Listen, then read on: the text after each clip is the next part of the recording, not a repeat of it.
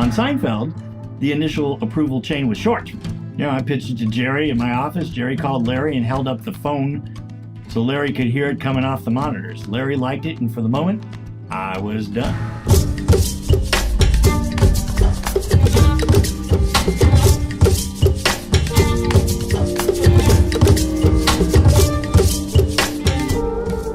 You're listening to Music Dialogue, conversations with leading composers and music professionals in the film and television industry.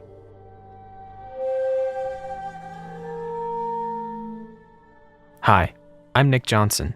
On today's show, I'm speaking with composer Jonathan Wolff about his impressive career that spanned over 29 years, writing the music for 75 primetime network series and over 40 original TV themes, including one of the most iconic, Seinfeld. In 1976, I was 17 years old, and it was time for me to make a decision of what comes next in my life. So I left my home and I moved to Los Angeles because that's where all the best players seemed to go. And I just figured, well, now's a good time for me to see if I fit in to that group. And for the first 10 years that I was there, from 1976 to 86, I was working all the time, busy. The studios treated me like a Swiss Army multi-purpose utility tool for musical chores. And it was great, but it was not a career. Somewhere during those 10 years, I started doing composition assignments, and I can't tell you when that began. I started off just working as a studio musician, playing for other composers, just doing sessions. And I got pretty busy. I was doing 15, 20 dates a week, and it was pretty good. You make plenty of money, and you get to play with some really good people. And my sight reading was strong, and I had an eclectic range of skills. But I figured out I can make more money if I'm not just the player on it. Maybe if I'm the leader on the date, I make more money because, it's automatically double whatever your scale is. So I stopped doing dates as a sideman and only did dates where I was the leader. And I figured out I could make more money as if I was also the orchestrator, the arranger, the conductor. And eventually that came to getting writing assignments, sometimes for the very composers for whom I was doing these sessions. If they're working on a movie and they're just overwhelmed getting the score done, but there are a couple of songs that need to be written, sure, I'll do that. If there's a dance number or something that doesn't fit into the wheelhouse of the score, source music, I would take those assignments.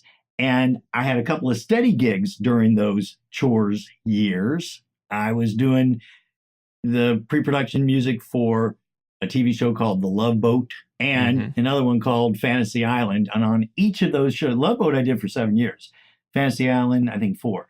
On each of those shows, we had guest stars. These are not A-list stars, okay?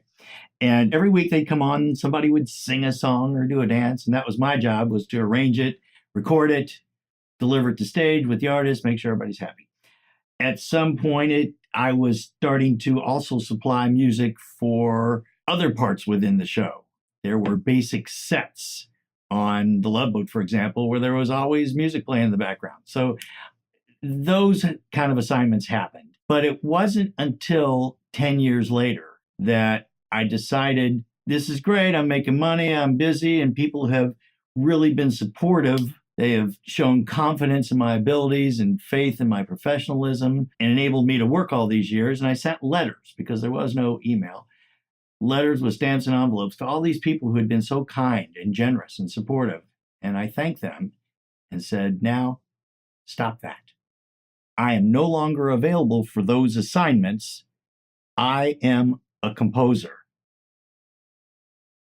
And I held my breath. Because, I may have just nuked my career.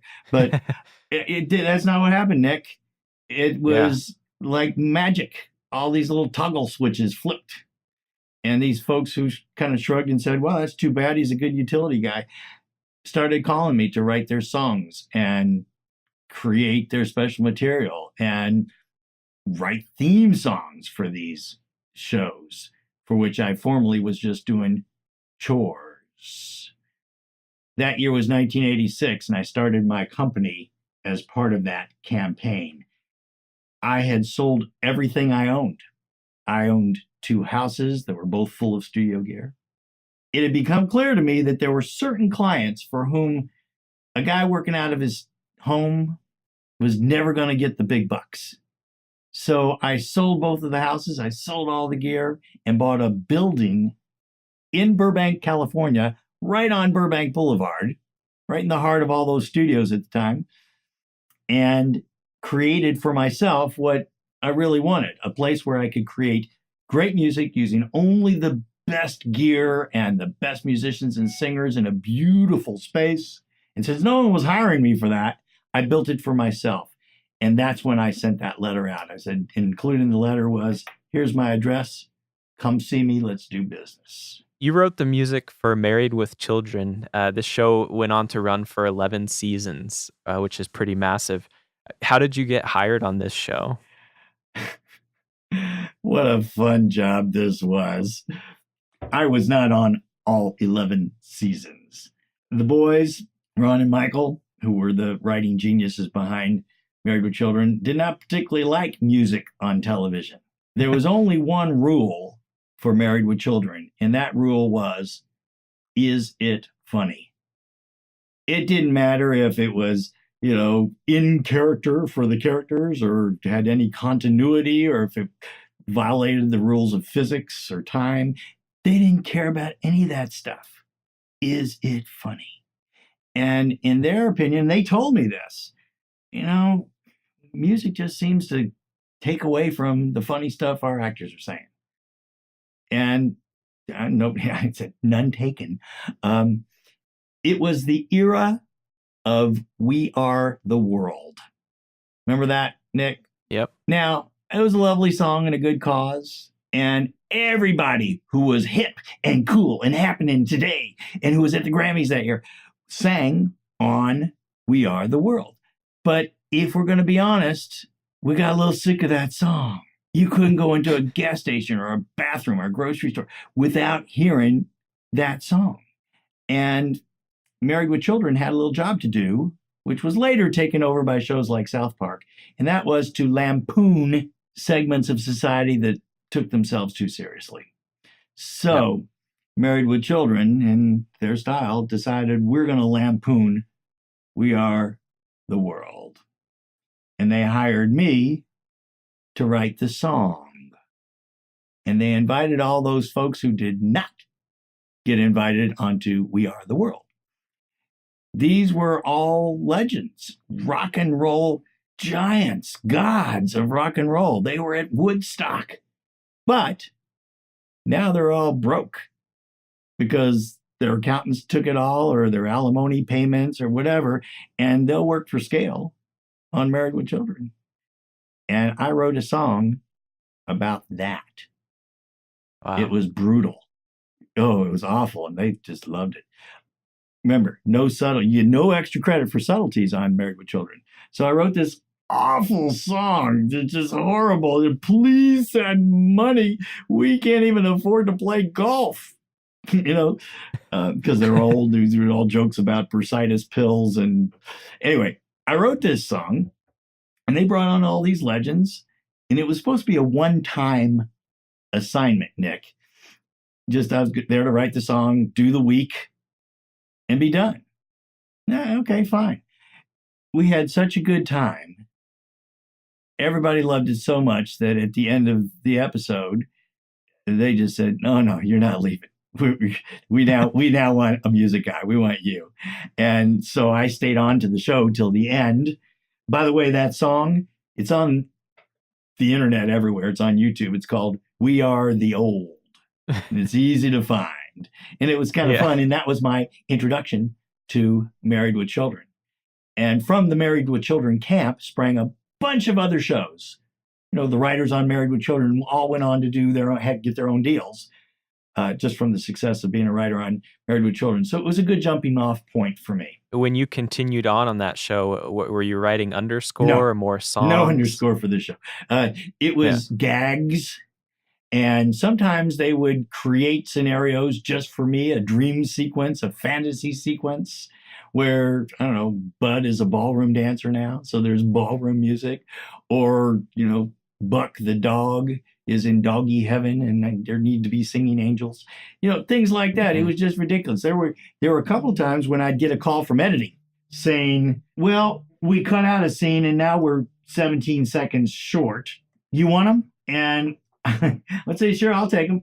What do we got in this episode? And I'd say, oh, look, Buck, the dog, is in this episode. Give me 17 seconds. Do you own 17 seconds of Buck just sitting there watching TV?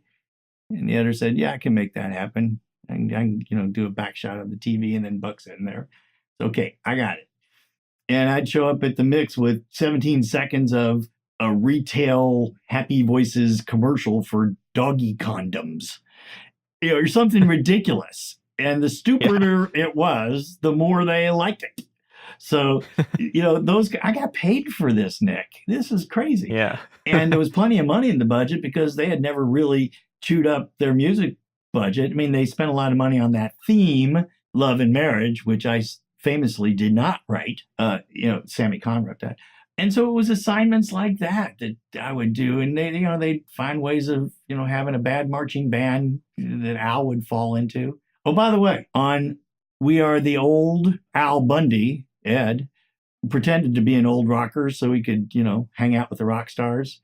So, I wrote the song and I'm teaching it to all these guys. And then in the middle of the song, I said, oh, and here's the instrumental, Ed, which you're going to perform on a pastrami sandwich. And Ed O'Neill did not blink. He didn't ask questions. He just kind of nodded and turned the page.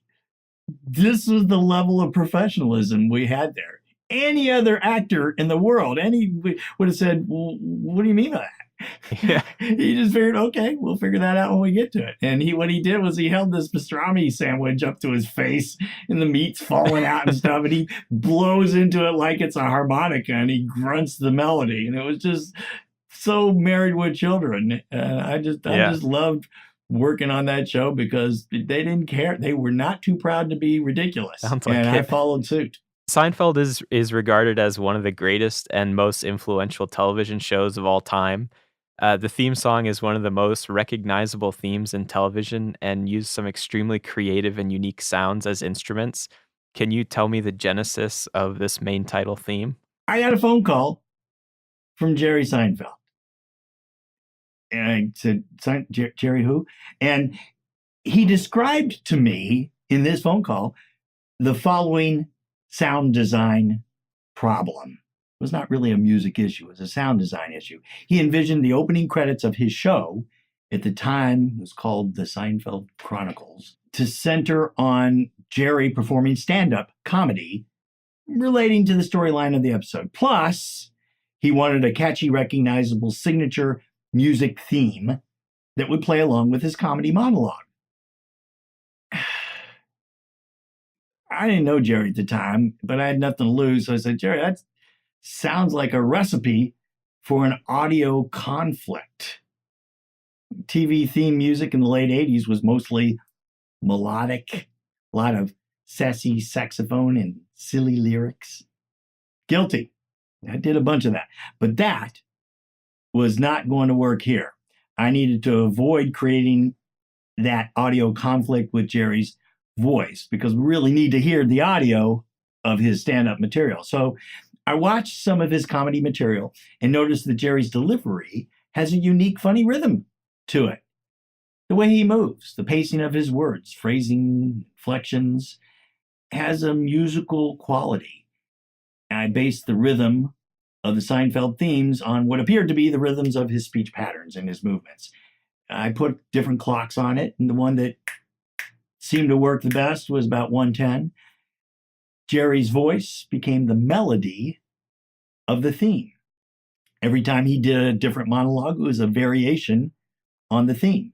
And I built the rest of the music around him. Instead of using drums and percussion, I tried to capture that quirky New York energy by using finger snaps, tongue, lip noises to accompany him. Like this.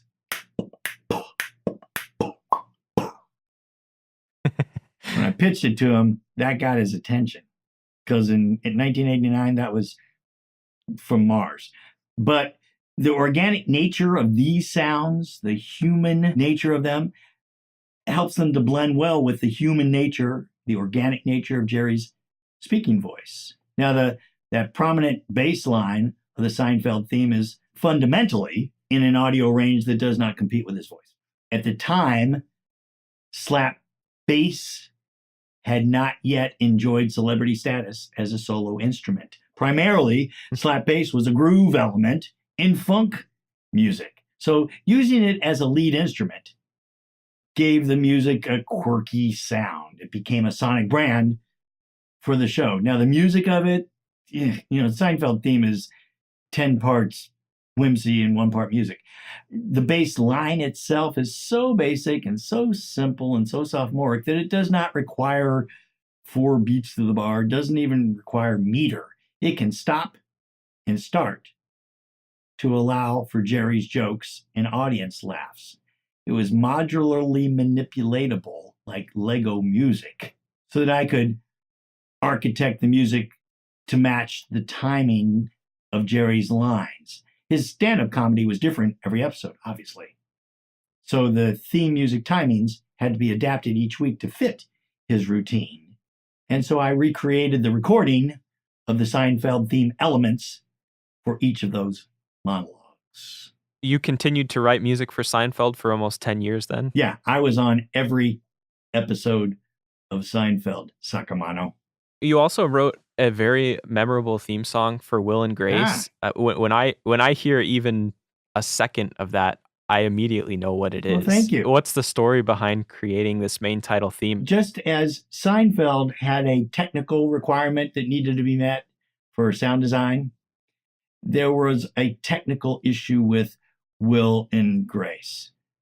I landed Will and Grace the same way I landed most of my assignments, through relationships that I developed over the years. I first met Max Muchnick and Dave Cohan on a 1993 series called Good Advice. It lasted maybe 2 seasons on CBS. And I created the theme and the episodic music for that series. And Dave and Max were junior writers at TriStar at the time and did minor writing chores on the show, kind of on the fringe. But I established a relationship with them. Fast forward a couple years, Max and Dave created a new series for NBC called Boston Common. I liked that show. It took place at a college in Boston, loosely based on Emerson College. Fun show. The main title sequence was shot before I was hired. It was Anthony Clark, who was the star, dancing his fool head off over the rooftops and bridges of Boston. After they hired me to create the Boston Common theme song, I tried to imagine what music is going on in Anthony's head. And I wrote the song and created a live concert mix for it because he seemed to be performing to the entire city. I started with, hey, Boston. And at the end, good night, Boston, or whatever I said. Max and Dave's next show was Will and Grace. And my relationship with them ensured that I'd be the composer for Will and Grace, along with a few subsequent shows of theirs. Now, about the theme.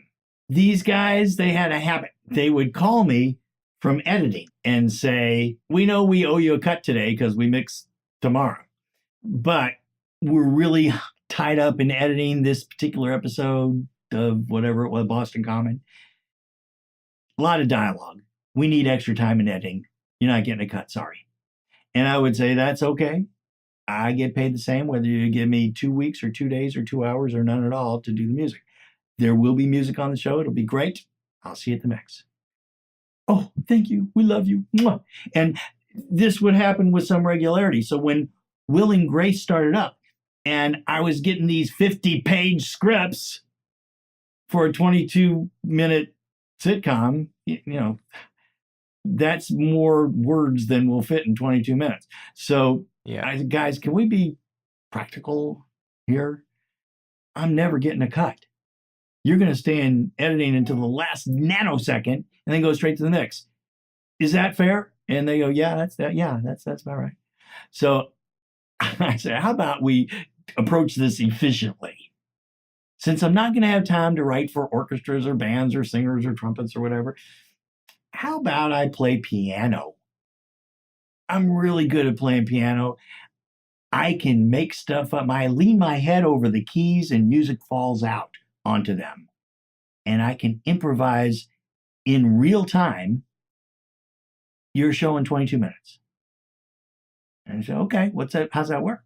Well, come on over, let's see. And they came over and I improvised for them a handful of themes and they picked one. And it was the one that you just referred to. And that is how I did each episode. Sometimes I only had an hour or so with it, but it's okay. If I had enough time, I'd go back and do a percussion pass along with it. So there's piano and percussion, but sometimes it's just piano. And in fact, there were occasions where I couldn't even do that, where I showed up on the Warner Dub stage, which is adjacent to the scoring stage. And they would arm a couple of tracks, put a couple mics up on the piano, and I would read it from the EDL and improvise transitions in real time. And if nobody got hurt, they would just keep going. I don't recommend that, by the way, folks. That is not an efficient way to put music onto a TV show because dub stages are really expensive. But that was how that was born and why it's piano. Now, that instrumental pairing of hand percussion and piano was intentional. That intimate relationship, for example, between Elton John and Ray Cooper, if you've seen those concerts. If you have not, stop listening to this interview and go check out Elton John and Ray Cooper. You know, one of the great rock and roll duos ever. I was just always mesmerized by that relationship. And that's why that was the instrumentation also. It was fast, it was easy, it was cheap. Yeah. And it was very effective. And I thought it helped speak clearly that this is Will and Grace.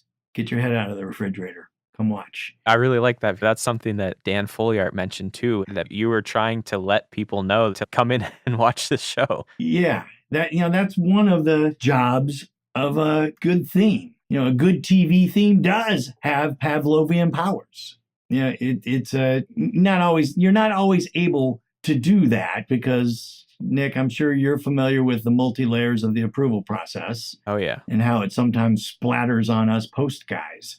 With every theme assignment, I hoped to create a sonic brand, a signature earworm so unique that it instantly identified the show. However, to do so, to create sometimes a new species of music, required ignoring some rules. So to break from convention, the producers also have to dare to be musically different from all other shows. The more parties involved in the music approval chain, the less likely that everyone will be open to such risk-taking. The real challenge is to create music that is unique, but will still somehow meet with approval from everyone involved. On Seinfeld, the initial approval chain was short. I pitched it to Jerry in my office. Jerry called Larry and held up the phone so Larry could hear it coming off the monitors. Larry liked it, and for the moment, I was done. You've created music for some of the most influential television shows in history. What does that mean to you? It's kind of fun that maybe I left a footprint somewhere. That one thread of the fabric of Americana TV looks like me. And I'm proud to be part of that tapestry. Now, there's some really amazing cultural icons from American sitcoms. And, I feel like I earned my place at the table there. And I'm just happy that some of my shows, as you mentioned, were hits. You got to kiss a lot of frogs to get a hit show. Frogs that then explode. My list, if you look it up, is 75 series. That's how many series I was the composer for. Wow. And on those, I wrote 44 themes. Not every show had my theme. We've already talked about, for example, Married with Children. I did not write that theme. So but for most of my shows, I wrote the end. And later in my career, I prioritized assignments when my plate was full and I had to choose which assignments I was going to accept. I prioritized series who also hired me to write the themes. But if you look at that list, 75 shows, you go to my Facebook page or my website. By the way, that's Seinfeld Music Guy, one word. It's subtle, right, Nick? You'll say, man, I've never heard of most of these shows. And that is true, that each network has a graveyard where they bury their shows that died way too young. And on a lot of those markers, it says music by Jonathan Wolff. You've been very successful in an unconventional profession. Explain how much of this you would attribute to hard work and how much of it was luck. It's equal parts hard work and luck. I have no family in Hollywood and I'm not pretty. So that I had to do the hard work because I was not lucky enough to be born into it. I'm grateful that a lot of my training was front-ended, that by the time I was 17, I pretty much had the musical training that I needed to accomplish this. I still studied after I moved to LA at 17. I became a student, and later I learned his only student of Claire Fisher. I kind of talked my way into his house and convinced him that he should let me hang out with him, and he did. And I learned a lot from Claire. But for the most part, my training was completed early, and it enabled me to actually start working early. And the fact that I had skills as a studio musician enabled me to be part of the community before I had earned the title composer. So there was some luck there, but it cannot be truncated from the hard work. You're going to need to do both, folks. If you want to compete with a younger version of me, you're going to need to be very well trained and have a great work ethic. You're going to have to be able to not sleep for a while, because if you're lucky enough and work hard enough to become flavor of the month, you got to take those jobs, baby. And for me, you don't get 75 series by doing them one at a time. I always had between 10 and 14 shows to deliver every week. So not a lot of time for sleep there. What advice would you offer to anyone that wants to advance a career in film and television music? I touched on this earlier. My most important asset, relationships. Face-to-face, one-to-one relationships that are earned. And, with that, you earn trust. I'm not talking about friends where you go to their parties and you hang out and drink beers with them. I'm talking about professional relationships where they trust you and have confidence in your abilities and faith that you're going to do your best and that you have buy-in to their projects. Here's some advice. Take a nice, strong inventory of your personal skills. It's great to have good demos, but people don't hire demos. People hire people. So make sure that in addition to your strong music, that you're able to, make an impression on someone that they will have faith and they'll say, I'm confident in this person. I want this person to do the music. Some of these folks that finally have their stage play ready for production, or their movie in pre-production, or their TV show to the point where it's a pilot, they've been working on these projects for many years, the same project. They've invested serious chunks of their life. Sometimes they've mortgaged their homes. Sometimes they've lost their families, their marriages, because of this project. It's that important to them. You, as the composer, need to be sensitive to the fact that up to this point, where they need music, this person has been able to control every element of this show. If the person wants different words, they write it with a pencil. If they want different camera framing, they change the camera, the location shoots, wardrobe, set design, what color the sofa is, all that stuff they've had control over. And now this project, this baby that they brought into the world with so much love and energy and devotion, needs an operation. It needs music. And suddenly they can't do it for themselves. And they got to trust you to do your job and hopefully do it in a creative way and give them back their baby whole. And that requires skill sets beyond your musical superpowers. As important as it is to have excellent composition, songwriting, orchestration, arranging, conducting, recording arts, as important as all those things are, equally important to your skill set is a clear working understanding of intellectual properties, copyright, publishing, contractual rights, licensing, royalties. You need to understand the consent decree. There are things you just need in order to monetize these skills. You've worked on your craft. Now make sure you get paid for it by understanding those things. You cannot just entrust that part of your life, that important part of your life, to someone else because, well, it's my lawyer, it's my agent. You need to do it for yourself. And to me, that made the difference sometimes between me and other people getting a job because I understood things like that. Again, 75 series. I was not the best composer in LA, but I was probably the best closer. And that, in the end, was more important. That if I got, as close as this distance I am from you, Nick, right now, there's just a computer screen between us. If that was in person, you just hired me to do your show. That skill is way more important than being a genius from a podium. Right now, if you're listening and you're maybe a music student, you're surrounded by other music students, there's a lot of love. I can feel it. It's wonderful. But at some point, all that love morphs into friendly competition.